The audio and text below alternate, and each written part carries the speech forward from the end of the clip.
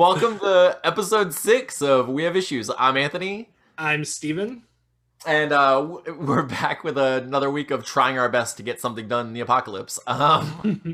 Every week, Steven and I meet together via Zoom, and we try to work toward building a graphic novel together. We've been trying to do this for over a decade, probably closer to 20 years by this point, but I like to just cut it off and say 10 years just because it makes me feel better about me. We just started. This is our first comic. We've never touched paper or pen before. I just learned to read.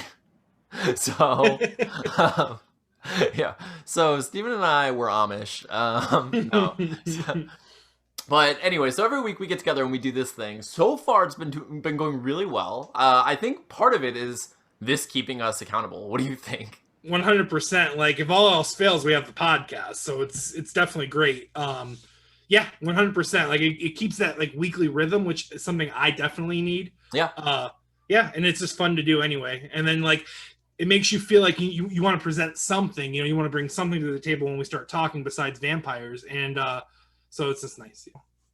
Speaking of vampires, no, not yet. We'll get to this. I agree though, like totally. I tend to be way too harsh on myself, and I get to the point. I have like my extremes where I either am way too loose, and I'm like, all right, when I get inspiration, or I get way too rigid, and I just like start just like fastidiously taking notes and like writing exactly what I have to do on the hour. And like I even go so far as to make notes in my phone, and I'm like, I need to write at exactly 10 o'clock.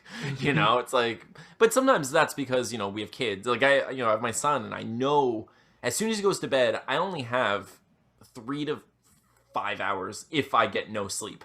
You know, like if he goes to bed at 8 o'clock, it's 9, 10, 11, 12. That's 4 hours if I go to sleep at midnight. I go to sleep at 1, I get a good 5 hours of maybe flipping through Twitter and then trying to work. You know? So it's like I have to be really careful about how I like my I have to be really careful about my time management and stuff.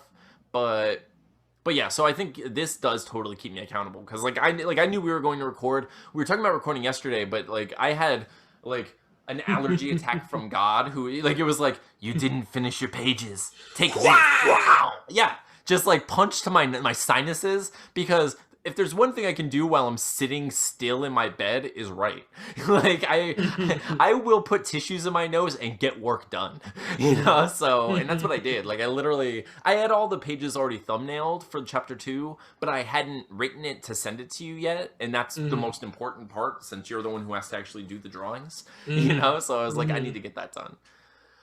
So it's something like as fast as you're moving, because I only got the 1 page done this week, which we've already posted to Facebook. But but we'll post here. We'll post it here as well. We haven't posted it to our podcast yet, so if you're listening at home, we do have this YouTube channel. It's now youtube.com/wehaveissuespodcast. We earned it. We last I checked, I think we were at 106 subscribers, everybody. So we are definitely like steadily growing. It's awesome. So please continue to share. You guys are doing great. Yeah, it's really fantastic. For me, I think it's really funny, because I do see, like, I personally have friends that have like 10,000 subscribers on their YouTube accounts, but for me, I'm like, we did it, Steven. We're doing it. We're climbing this ladder, you know. And it's really funny, because it is like the most ridiculous hill, but like whatever. Like I'm gonna celebrate small victories as they appear to us, right? Imagine the montage sequence that we can make later as we're taking pictures of our subscribers. Exactly. No, it's really cool though. I'm really thankful for everyone. So if you're listening on Podium or iTunes or any of the places we post just the audio, we definitely appreciate all of you. But know that we are available on YouTube, and we actually have a URL now, which is we're pretty proud of. But if you're watching on YouTube, you can see that Steven finished this page. I think my new favorite thing is going to be editing the page in other places where you're not pointing. It's like just like the teeniest little but yeah, so Steven finished the page. I love it. I think it'll be really fun, because I can post what my thumbnail is versus what Steven's page is, so people can see. Honestly, when I wrote the first page, I was thinking of the last duplex we lived in, but Steven drew the one that he knows best. As the last I didn't one. even know you guys had moved to a separate location. Yeah, see, that's what I'm talking about. Because like we had like this like non-falling out, just quiet time in our friendship for a Just while. walk. It was literally the Chiodos song. We just, just walked away, never looking back. We didn't love every second of it, though. That's the thing, Mr. Chiodos. We did not love every second of it. This could probably be the best, not to mention the worst idea we've ever had, Steven. I'm sorry. Okay. And knowing what we felt. No, I was kidding. This is the Chiodos cast. Craig Owens. There it is. Thank you. So my ex and I lived in a duplex, and Steven was really familiar with that place because we actually lived in two different locations in that. We lived on both sides. Same side. Oh, usually true that. No, it was the same side, but it was both. Like, both sides of the same unit because it was a quad. It was a fourplex basically. So we lived in both doors in the same unit, and that was the one that Steven's most familiar with. Honestly, the most aesthetically pleasing one. So I think it works best for the comic anyway. I like the page that you drew that we just showed. But I think that's fun because I didn't specify, and honestly, it wasn't as important. It's not important that it was that one because we won't be traveling into to see the exteriors of really any other places that I can think of. Because we're like from that point in the script, we're following the POV of the protagonist. So it's just what he sees and him is what we see, so. What have you thought of the pages I've sent you so far? Oh, they look awesome. I gotta like really study the scribbles a little bit better because I mean when you do thumbnails, you do thumbnails. Like, yeah, I do like these teeny little thumbnails. I really do. I should do a little bit more. But if you, like I said to you in our private messages, like if you want me to do a little bit more, I definitely will. You don't have to because just looking at it's mostly the page layout itself that I need to see. Yeah. So like how you're long panel, for example, you put long panel. Now that could be in my head. Is he talking vertical? Does he want a long panel and then boom, boom, boom, boom? Right. But then I saw your thumbnail. It's an across long panel. So just that in itself will give me a better idea. And then obviously from there, it's going to have to be whatever we need to show in that panel. Like if I'm showing an entire room, I might need more space than you're saying, and we'll just have to go from there. Yeah, for sure. And I like that. And, that's why this system will work out. Although you went hard on the first page, but why wouldn't you? There's no reason not to just finish that. It's an exterior, you know what it's going to look like. I went ahead and colored it too because I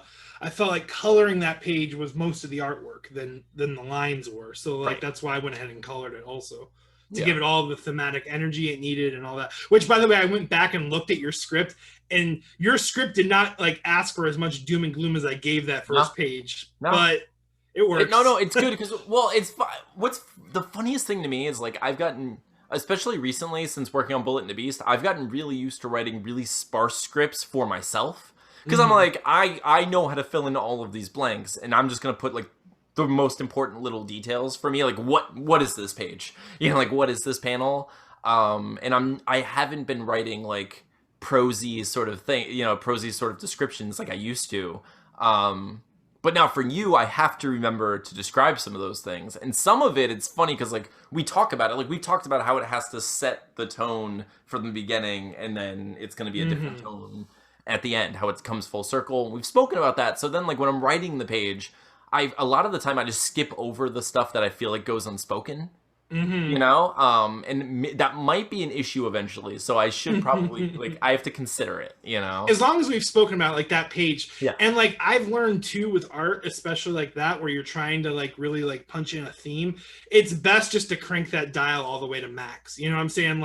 I could have made it partly cloudy, and it would have you might have been you might have not even noticed that the weather was dull, but that stormy weather really punches it hey, this night's kind of suck already, let's see what's going on inside, and you find out that the inside sucks just as much as the outside. You're just describing me to a T, Stephen. But yeah, I think we both did really great. I finished writing all of chapter 2. I sent you the script I'm working on now. I'm mostly focusing on panel descriptions and just like noting where dialogue is, and kind of like I mostly when I'm writing dialogue for you now, it's like tonal dialogue, so you'll get an understanding of like expressions that have to happen. You know, because like I like a lot of the dialogue I've been writing is just like really like placeholder. Like I know something similar to this has to go in there, but I'm gonna like solidify all the dialogue later. I'm trying to finish the whole book as fast as I can, as far as the pages are concerned, and then I'm gonna. So that way, I look just like the worst when I'm on like page 3 and he's done. That's the goal, everybody. Yeah.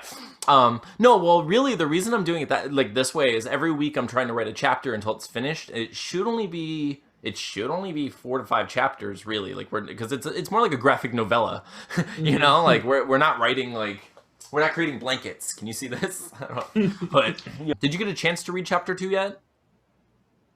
I did not. No? Okay. Actually, my next question... Go ahead. My next question to you was going to be, although you finished the first page, did you work on anything else, or like did something get... So, I was perusing Reddit, and I follow a multitude of subs. I'm a gamer, for those who don't know. And I'm subscribed to the World of Warcraft subreddit, and I'm sure if you are also subscribed to the World of Warcraft subreddit, you've seen this because it's become quite the meme.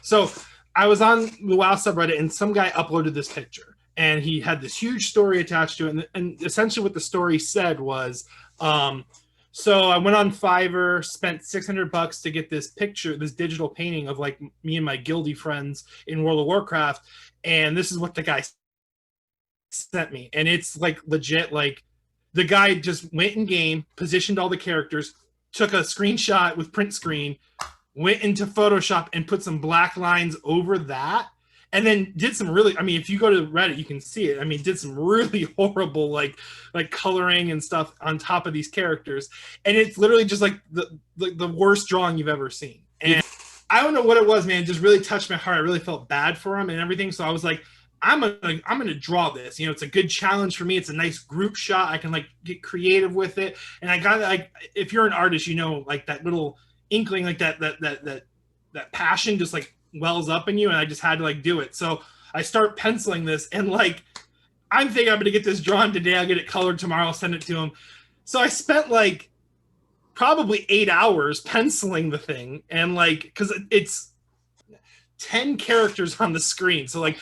Didn't even think all these custom armors and like expressions, and like I thought I was just gonna be able to do this no problem, and like so I spent all this time penciling this, and like I'm like, whatever, I'm already doing it. I got off work today at 4, and I've literally been flatting it for the last 4 hours, 5 hours almost.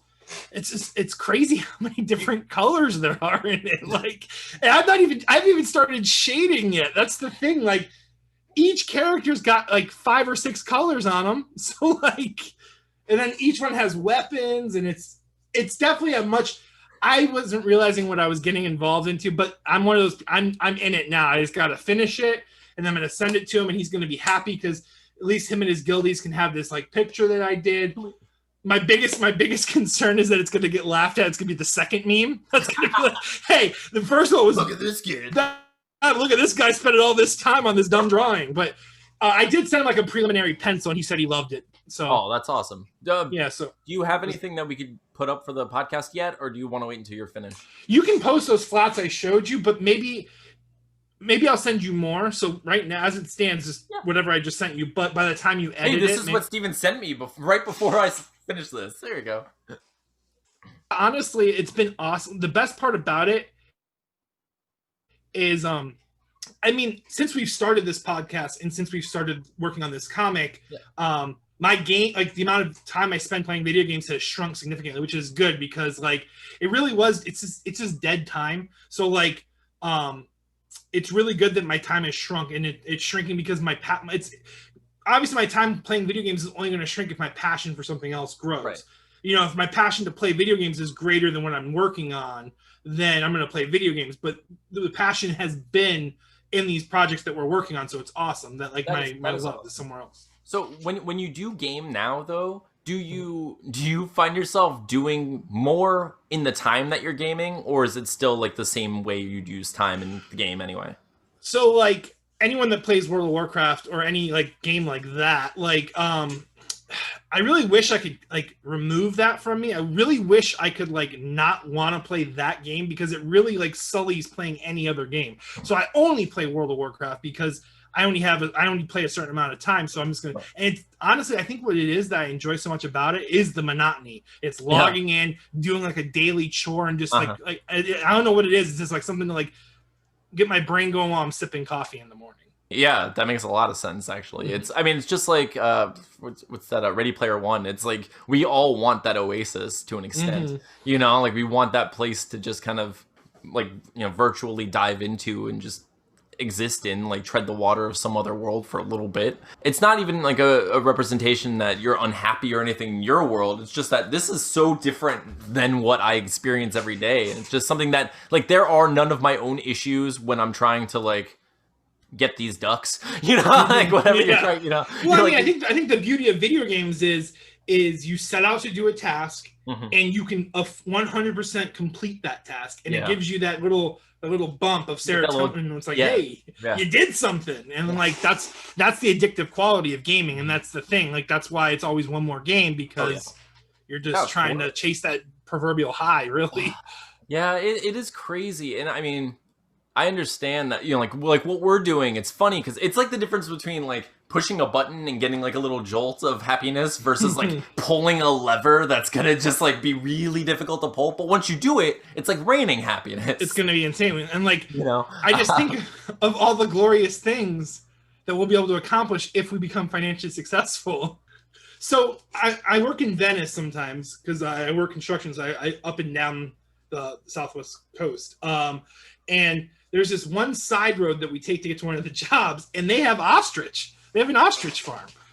So I look into it. Turns out farming ostrich is like pretty lucrative. Like ostriches are like surprisingly like pricey. Like the ground meat on an ostrich is like $17 a pound, and it's like this. And I found out it's red meat. It's not white meat.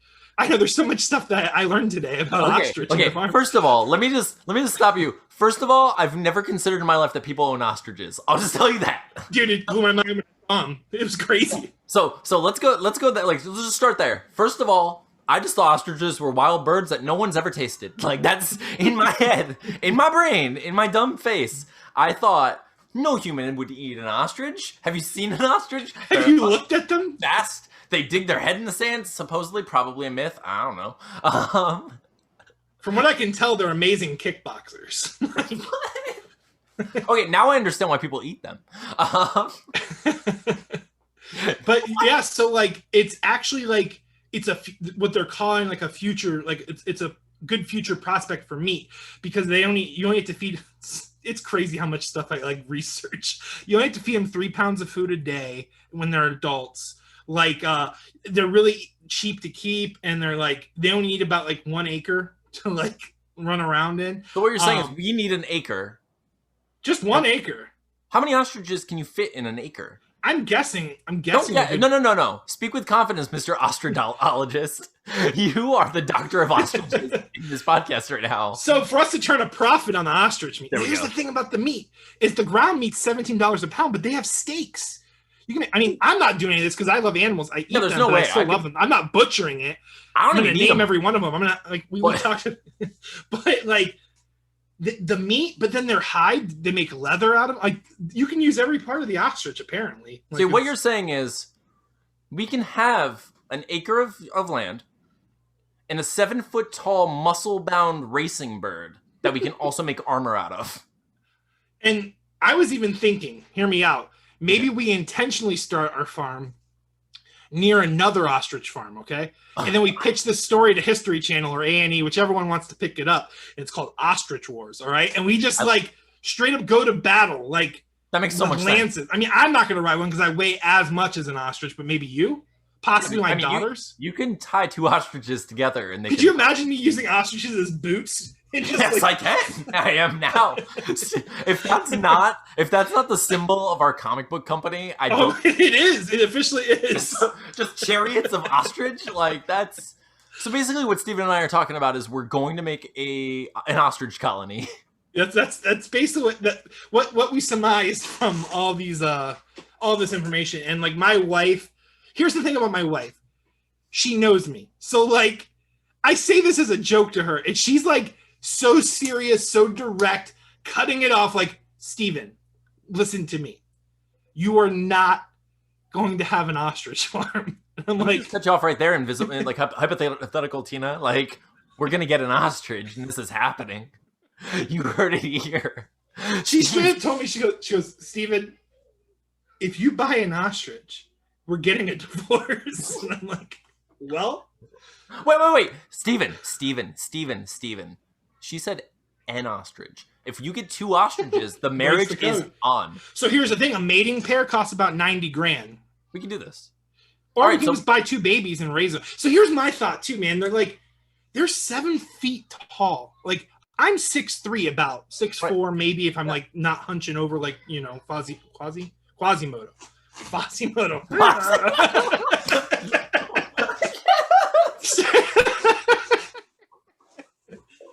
Hey, damn it! I need to start drawing these things that I accidentally. Steven just accidentally invented Quasimodo, and it's my favorite thing that's ever happened. I actually forgot where I was. Oh, they're 7 foot tall, man. 300 pounds. Like, they can run 50 miles per hour. Like, who's farming these? Who's brave enough to farm these things? Like, can you just imagine? Like, yeah, you know, Tom, like he died. How did he die? Got kicked in the face by one of his ostriches. What you're saying is it has to be like a kickboxer who can farm them. It has to be like a real fighter, like Chuck Norris, Jean Claude Van Damme style. I was gonna say we got a movie in. Wait a sec. In a world. Speaking. Okay, hang on. The dumbest thought I had all day was I'm still fighting with myself because I can't decide which one is better / worse. So let's. Wait, do we have anything else that we have to say with our ostrich conversation before I pivot this? No, I know a lot more stuff, but I think everyone's done with the ostrich conversation. Let's move on. Okay, I'm gonna throw out a new segment of this podcast that we'll do every once in a while, and it's gonna be called "Pitches Get Stitches." Pitches get stitches. Pitches get stitches. Yeah. So basically, like, one of us, I think. Whatever dumb idea you have that you're like, is this a story? We should just pitch it to each other as like, or just like the basic version of it and see how stupid it is, or see if we can fix it, or just see like where it goes. Because like today I had an idea that's not a real idea. It's not something I ever want to work on, but I want your take on which one is better because it's pissing me off. So is it Jean Claude Vampire or Jean Claude Van Dampire? Which one is better? Jean Claude. What about you like flip it around? It's like Jean Claude Damn Vampire. Jean Claude Damn Vampire. I actually like that a lot. Jean Claude Damn Vampire. Wait, okay, no. That makes me think it's a series. The first one is called Jean Claude Damn Vampire, and it's Jean Claude Van Damme. He's not even a character; it's just him. He's like not acting anymore. He's doing whatever he's doing. He's like, you know, in the middle of Bloodsport because he probably really kickboxes and like raises. That guy, by the way, in Bloodsport, the guy was that TIE fighter that he was fighting. Like, I had nightmares of him when I was a kid. Like, that guy was like borderline like the Shang Tsung of my world. Like, he was terrifying. That was insane. He was like, wow. He was scary looking, man. But anyways, sure. But so Jean Claude Van Damme, normal life, suddenly vampires, right? Like, so Jean Claude Van Damme is now like wherever I don't know where he's living, but wherever he's living, he's in this small town trying to just live a normal human life now, no longer caring about like the fame that he had once. Has to save this small town from the vampires, right? By the end of the movie, though, he gets bit. And then in the sequel, he gets to be Blade, like a Blade character. Oh, and man. It's Jean Claude Van Dampire. Oh, you know what I mean? So then he is the vampire. So the first one is Jean Claude Damn Vampires. So he's killing them. Yeah, damn vampire. Like Jean Claude Damn Vampires. Exactly. Gotcha. And then in the second one, it's Jean Claude Vampire or Jean Claude Van Dampire? Can't decide. I like the question mark. Like I would love to make a movie with a question mark in it like that. Like basically the I'm Ron Burgundy, like Jean Claude Vampire. I think but what, because like the pronunciation is doing so much heavy lifting there. You can't just write it and expect, because people are just gonna be like Jean Claude Vampire. Like no. Jean Claude Vampire. You have to say it a very specific way. That's why I kind of like. What you're telling me is that we have to develop like a really like tight knit like underground fan base that'll correct people at the movie theaters as they're going to go see it. I gotcha. Yeah, we need really pretentious people and their pretentious grandmas and grandpas. We need them both. Yeah, we haven't really been. We've been really slacking on the grandpa love. I feel like we focus a lot on. We do say grandparents a lot, but I feel like we're focusing a lot on grandmas. Listen. All 106 subscribers on YouTube. If you haven't contacted your grandparents, most of us, not most, because actually I don't have any left. I have 0 grandparents. Here's the thing. I have 0 grandparents left. Contact your grandparents that are living for me, because I don't have my grandparents. I have 0 grandparents also. Yeah. Our grandparents would have subscribed. They would have. My grandpa. Sad music, man. He would have too. Oh, I know he would have. For sure. Oh my gosh! Like literally, the last thing my grandpa said to me, like before, like when it was literally the last time I saw my grandpa. It was when I first published my first kids book, and he was like, congratulating me and like hugging me, and was like, how did it do? And I was like, it's so, it sold a few, but it's not doing that, like it's not like blowing up or anything. And he's like, don't worry, kid, like the next one, it'll happen. Just like the most supportive, like amazing, beautiful, perfect last moments my grandpa could possibly have. That's awesome. Yeah. So I love my grandpa, and he would have subscribed just to hit subscribe for sure. Just like your grandparents should.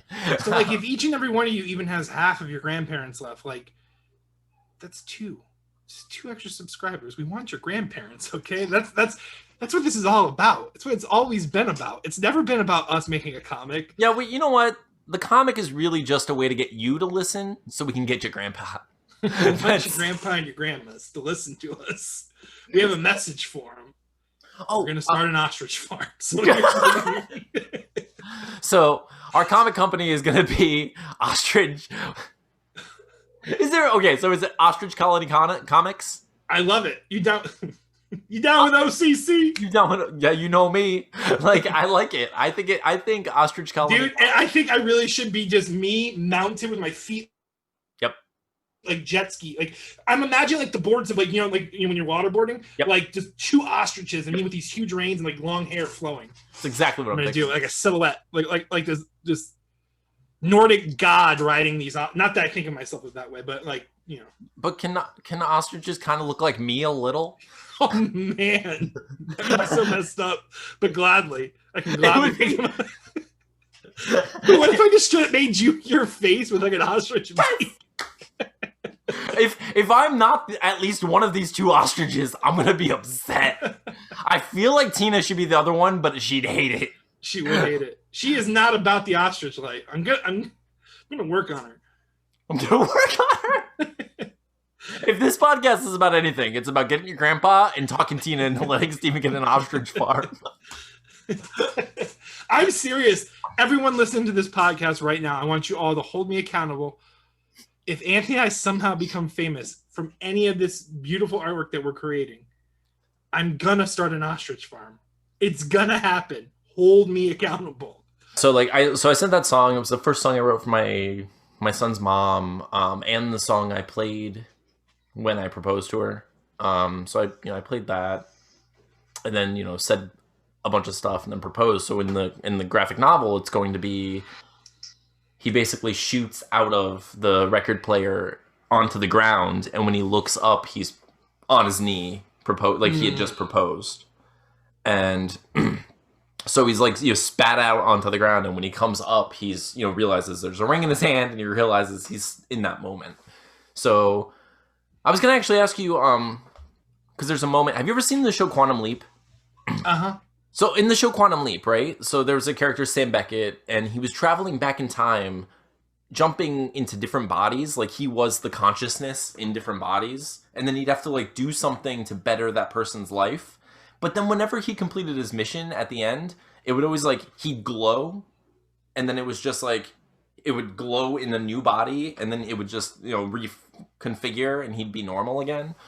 So because we're doing like that glow magic, like that green glow magic. So there's a scene in the first chapter after he does everything he has to do in the chapter. Basically he starts to dance with his now fiance / current ex fiance. But he starts crazy. So he starts to dance with her, just kind of like coming to terms with what's happening. And as he comes to terms with it and the song ends, I want to show in the panel that you still see them dancing, but like it's kind of like his soul's getting sucked out. Like, the magic version of him is getting sucked out back into the record player. And that's him traveling into a new song. So like he's leaving that memory, but it's still leaving the, lingering moment of them dancing. So, So you're seeing it still like... Yeah, so you still see that moment, but you see the magic pulling him back into the back into the record player itself. And I made that very much like a storyboard, I think, and it's gonna be easier for you because you could just basically draw the whole background once and then just kind of like transpose the characters in different places dancing. But it's just like 3 panels of them dancing, except for like the magic is pulling him out a little more in each panel. And in the last one, it's basically just them dancing and the magic fizzing. Like what you thought of like that little bit, like the magic pulling, kind of like pulling a soul. No, that sounds awesome. That's like a pretty cool idea. And it also shows you that like he's basically like spirit taking over that body in that moment.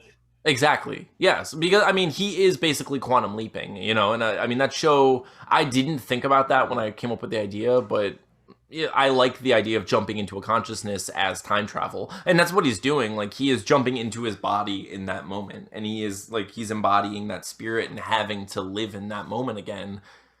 And then when he leaves, his body would still be there. He's still, he still lived that moment. So anyway, it's, time travel is interesting. But yeah, so I wrote it. If you get a chance to read, or when you get a chance to read what I wrote for the second chapter, let me know, because I want to see what you think. I will, yeah.